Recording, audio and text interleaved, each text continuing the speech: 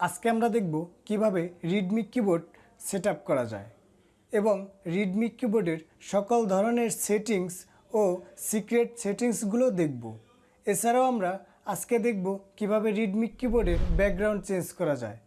এর background change করে কিভাবে আমরা আমাদের পছন্দের ছবি রিডমিক কিবোর্ডের ব্যাকগ্রাউন্ড হিসেবে ব্যবহার করতে পারি সেটা আমরা দেখব। আপনাদের যাদের ফোনে রিডমিক কিবোর্ড ইনস্টল দেওয়া নেই, আপনারা প্লে স্টোরে যাবেন। প্লে স্টোরে যাওয়ার পর রিডমিক কিবোর্ড লিখে সার্চ দিবেন। এখানে রিডমিক কিবোর্ড লিখে সার্চ দিলেই রিডমিক কিবোর্ড চলে আসবে। এখান থেকে রিডমিক কিবোর্ড ইনস্টল দিয়ে নেবেন।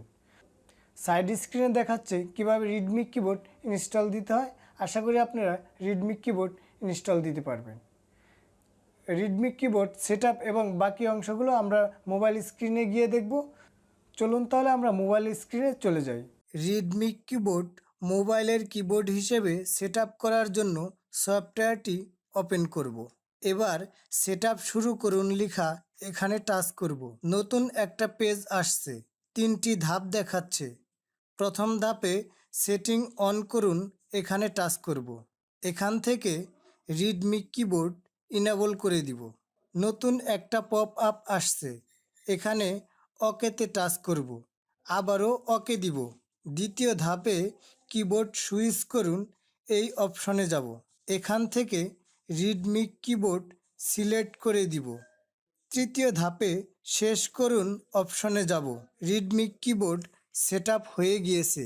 আপনারা কোনো কিছু টাইপ বা SMS লিখতে গিয়ে দেখবেন এরকম কিবোর্ড আসছে, অর্থাৎ আমাদের কিবোর্ড সেটআপ সফল হয়েছে। এবার আমরা দেখব কিভাবে ব্যাকগ্রাউন্ড পরিবর্তন করা যায়।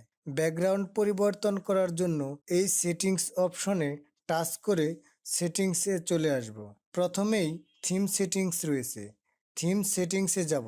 এখানে দেখেন অনেক থিমস রয়েছে। আমরা চাইলে এখান থেকে ইচ্ছেমতো থিমস সেটআপ করে নিতে পারি। যে থিমসটা পছন্দ হবে আমরা সেই থিমসের উপরে টাচ করব। সেই থিমসের উপরে টাচ করলেই থিমসটা প্রিভিউ দেখাবে। এখান থেকে অ্যাপ্লাই করে আমরা কিবোর্ডের থিমস পরিবর্তন করে নিতে পারি। আমি অ্যাপ্লাই করব না, এ কারণে ক্যান্সেল দিয়ে দিচ্ছি। উপরে প্রথমেই দেখেন ক্রিয়েট নিউ থিমস, এই অপশন রয়েছে। আমরা এই অপশনটাতে যাব। নতুন একটা পেজ আসছে। এখানে প্রথমেই কিছু কালার প্রিসেট দেখাচ্ছে। এখান থেকে ইচ্ছে মতো কালার কম্বিনেশন সিলেক্ট করতে পারেন আপনারা। আমি একটা কালার কম্বিনেশন সিলেক্ট করে নিলাম।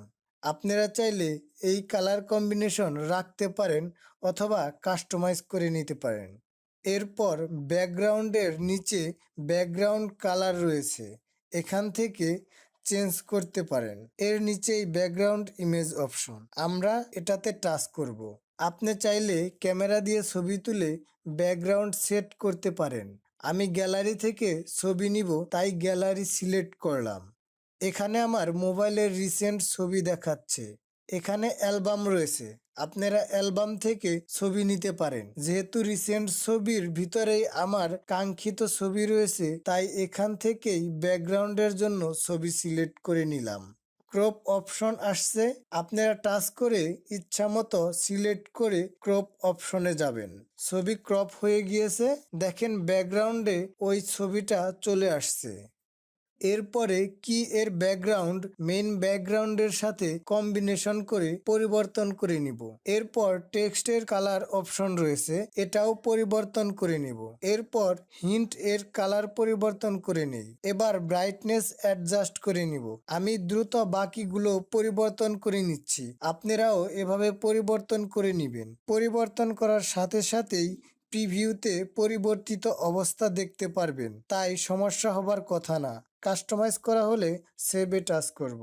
একটা পপ আপ আসছে, এখান থেকে সেভ অ্যান্ড অ্যাপ্লাই এই অপশনে যাব। তাহলেই আমাদের কাস্টমাইজ করা কিবোর্ডের থিম অ্যাপ্লাই হয়ে যাবে। আমাদের কাজ এখানে শেষ। এখান থেকে বেরিয়ে আসি। দেখেন আমাদের কাস্টমাইজ করা থিম এখানে সেভ রয়েছে। এখান থেকেও আমরা বেরিয়ে আসি। এবার আমরা রিডমিক কিবোর্ডের সিক্রেট সেটিংস সহ সকল সেটিংস দেখব। ডিফারেন্স সেটিংসে যাব। প্রথমেই রয়েছে অটো ক্যাপিটালাইজেশন, এটা অন রয়েছে, এটা অন করেই রাখবো। আপনাদের অন না থাকলে অন করে নেবেন। এটা অন থাকলে প্রত্যেক সেন্টেন্স এর শুরুর প্রথম অক্ষর অটো ক্যাপিটাল লেটারের হয়ে যাবে। এরপর ডাবল স্পেস পিরিয়ড, এটা যেভাবে আসে এভাবেই থাক। এটা অন থাকলে স্পেসে ডাবল ক্লিক করলেই ফুল স্টপ উঠবে। বাংলা ভাষা সিলেক্ট থাকলে দাড়ি উঠবে। ডাবল স্পেস ট্যাব, এটা ডিফল্টভাবে অফ থাকে, এটা এভাবেই রাখবো। এরপর ক্লিপবোর্ড রিসেন্ট আইটেম, এটা আপনাদের ফোনে অন না থাকলে অন করে নেবেন। এটা অন থাকলে রিসেন্ট যে লেখাগুলো কপি অথবা কাট করেছেন সেগুলো ক্লিপবোর্ড থেকে দেখতে পারবেন এবং পুনরায় ব্যবহার করতে পারবেন। সাইড স্ক্রিনে দেখতে পাচ্ছেন কিভাবে এগুলো দেখতে পারবেন। এরপর ভাইব্রেট অন কিপ্রেস, এটা অন থাকলে কিবোর্ড থেকে কোনো অক্ষর টাচ করলেই ভাইব্রেট করবে। আমি এটা অফ করে রাখবো। সাউন্ড অন কিপ্রেস, এটা অন থাকলে কোনো বর্ণ লিখলেই মোবাইলে সাউন্ড হবে। আমি এটাও বন্ধ করে রাখবো। পপ আপ অন কি প্রেস, এটা অন করেই রাখবো। এরপরে ভয়েস ইনপুট কি, এটা ডিফল্টভাবে অন করাই থাকে। এটা অন থাকলে কিবোর্ডে ভয়েস কমান্ড দিয়ে ইনপুট দিতে পারবেন। শো ইমোজি কি, এটা অন থাকলে কিবোর্ডে ইমোজির জন্য একটা বাটন থাকবে। এই বাটন দিয়ে আপনারা ইমোজি ব্যবহার করতে পারবেন। এরপরের অপশনটা দেখুন, শো গ্লুপ কি, এটা ইনেবল করা থাকলে কিবোর্ডে গ্লুপ কি অ্যাড হয়ে যাবে। গ্লুপ কি টাচ করে কিবোর্ডের ভাষা পরিবর্তন করতে পারবেন। এটাকে টাচ করে ধরে রাখলেই কিবোর্ড সুইচের অপশন পাবেন। এখান থেকে চাইলে কিবোর্ড সুইচ করে নিতে পারবেন। এরপরের অপশনটা ইনেবল করার প্রয়োজন নেই। এই অপশনটা ইনেবল করলেই গ্লুপ কিতে টাচ করলেই আমাদের কিবোর্ড সুইচ হয়ে যাবে। এরপরের অপশনগুলো অপরিবর্তিত অবস্থায় রাখবো। প্রিফারেন্স সেটিংসের সব সেটিংসগুলো আমরা দেখে ফেলেছি। এবার অ্যাপারেন্স অ্যান্ড লেআউট এই অপশনটা দেখব। এখানে আমরা টাচ করে এখানে চলে গেলাম। প্রথম অপশনটা দেখেন, ইনেবল নাম্বার রো। আমি যদি এটা ইনেবল করে দিই তাহলে দেখবেন কিবোর্ডের উপরের দিকে একটা নাম্বার রো চলে আসবে। এরপরের অপশনটা দেখেন, লার্জ নাম্বার রো। এইটাও যদি ইনেবল করা হয় তাহলে ওই নাম্বার রোটা একটু বড় আকারে দেখাবে। আমি এটা অফ করে দিলাম এবং নাম্বার রোটারও আমার প্রয়োজন নাই, যে কারণে আমি এটাও অফ করে দিলাম। ওকে, এরপরের অপশনটা দেখেন, ইনেবল কিবোর্ড রিসাইজ। এইটা অন করার পর দেখেন এই প্রথমে এটা কিবোর্ড হাইট, এই সাইজটা যদি আপনি বাড়িয়ে দেন তাহলে আপনাদের কিবোর্ডের সাইজটা বড় হবে, অর্থাৎ কিবোর্ডের সাইজের লম্বাটা আরেকটু বাড়বে। এটা আমি ডিফল্টই রেখে দিলাম। এরপরে দেখেন কিবোর্ড হাইট ল্যান্ডস্কেপ, এটা দেখাচ্ছে আপনি যদি আপনার ফোনটা ল্যান্ডস্কেপভাবে ব্যবহার করেন তাহলে আপনার কিবোর্ডের সাইজটা কতটুকু হবে। ডিফল্টভাবে এখানে 100 দেওয়া থাকে, আপনারা চাইলে এখান থেকে বাড়িয়ে বা কমিয়ে নিতে পারেন। আমি এটাই রাখবো। এগুলো আপনি দেখে নেবেন। এরপরে এগুলো যেভাবে আছে এভাবেই রাখবেন। এগুলো পরিবর্তন করলে আপনার কিবোর্ডের সাইজটা অন্যরকম হয়ে যাবে, দেখতে ভালো লাগবে না। এখান থেকে বেরিয়ে আসি। এরপরে দেখেন টেক্সট কারেকশন এই অপশনটা প্রথমটা দেখেন ইনেবল করা রয়েছে। এই প্রথমটা যদি ইনেবল থাকে তাহলে আপনার টেক্সটে কোনো খারাপ শব্দ আসবে না এবং ওই শব্দগুলো ব্লক করবে অটোমেটিকলি। এরপরে অটো কারেকশন, এটা যদি ইনেবল করে দেন তাহলে আপনার টেক্সটটা অটো কারেকশন হয়ে যাবে। কিন্তু এটা ইনেবল করলে অনেক সময় আমরা টেক্সট লেখার সময় আমাদের অনাকাঙ্ক্ষিত ওয়ার্ড চলে আসে, যে কারণে এটা অফ করে রাখবো।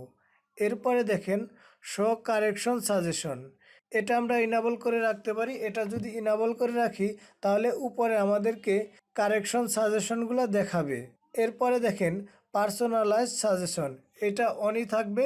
এটা যদি অন থাকে আমরা পূর্বে যেই শব্দগুলো ব্যবহার করছি ওই শব্দগুলোর থেকে আমাদেরকে সাজেশন করবে। সর্বশেষ যে অপশনটা এটা নেক্সট ওয়ার্ড সাজেশন, এটা আপনি পূর্বে যে ওয়ার্ডটা লিখছেন তার উপর ভিত্তি করে আপনাকে ওয়ার্ড সাজেশন করবে। এটাও খুবই উপকারী, এটাও ইনেবল করে রাখবো। এরপর এখান থেকে বেরিয়ে আসি। এরপর দেখেন মোর ল্যাঙ্গুয়েজ, এইখান থেকে আপনি চাইলে অন্য ল্যাঙ্গুয়েজ ইনস্টল করে ওটাও আপনি ব্যবহার করতে পারেন।